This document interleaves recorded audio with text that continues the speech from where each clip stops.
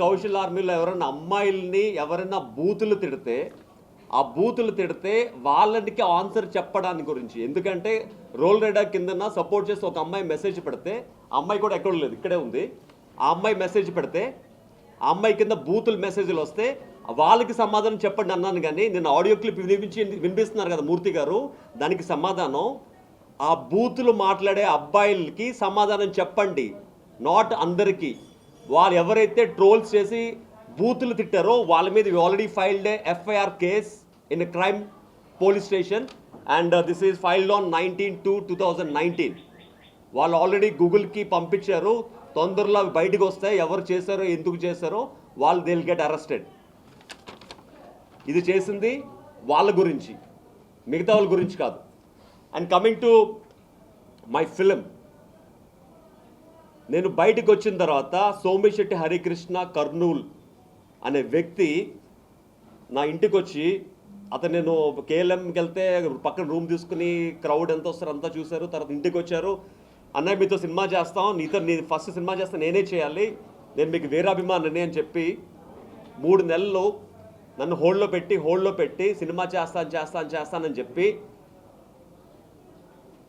రేపు ఇంకొక 10 రోజులు సినిమాకి వెళ్తాం అన్న టైంలో, అన్నయ్య నేను ఇప్పుడు సినిమా చేయట్లేదు, నేను ఇప్పుడు వేరే స్థలాలకు ఇన్వెస్ట్ చేస్తాను, నేను ఇప్పుడు తనీష్ మూవీకి ఫైనాన్స్ వేరే వాళ్ళ చేత ఇప్పిస్తున్నాను అని చెప్పారు అతను.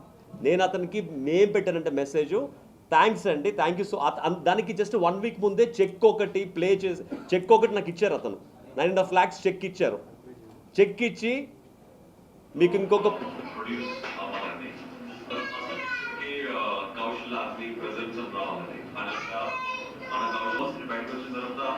ఫస్ట్ అప్రోచ్ అయ్యి ఫస్ట్ మీతో ఫిల్మ్ తీస్తానని చెప్పిన వ్యక్తి. సో మళ్ళీ అతని ద్వారా ఫస్ట్ ఫిల్మ్ చేస్తున్నందుకు చాలా సంతోషంగా ఉంది. అండ్ అతను ఇచ్చిన మాట అతను నిలబెడుతున్నారు, నేను ఇచ్చిన మాట నేను నిలబెడుతున్నాను. సో మీ అందరి బ్లెస్సింగ్స్ తో ఈ సినిమా తొందరలోనే స్టార్ట్ అయింది, తొందరలోనే సెట్స్కి వెళ్ళి తొందరలో మీ ముందుకి వస్తారని రావాలని మనస్ఫూర్తిగా నేను ప్రార్థిస్తున్నాను. ఇది చెక్ ఇచ్చి అందరి ముందు చెప్పండి అని చెప్పి చెప్పించుకున్న వీడియో ఇది. అతను దుబాయ్లో వచ్చిన తర్వాత సినిమా ఏమైపోయింది, ఆగిపోయింది. And I want to say thanks to Tanish garu. ఎందుకంటే బిగ్ బాస్ హౌస్లోనే కౌశల్ బయటికి రా కొడతాం, కౌశల్ బయటికి రా నేనేంటో చూపిస్తా అన్నారు కదా, చూపించారు సార్. మీరు గెలిచారు, నిజంగా అప్రిషియేట్ యూ సార్. మీరు నాతో సినిమా చేస్తానన్న వాళ్ళని మీరు ఫోన్స్ చేసి మీ ఇంటికి పిలిపించుకుని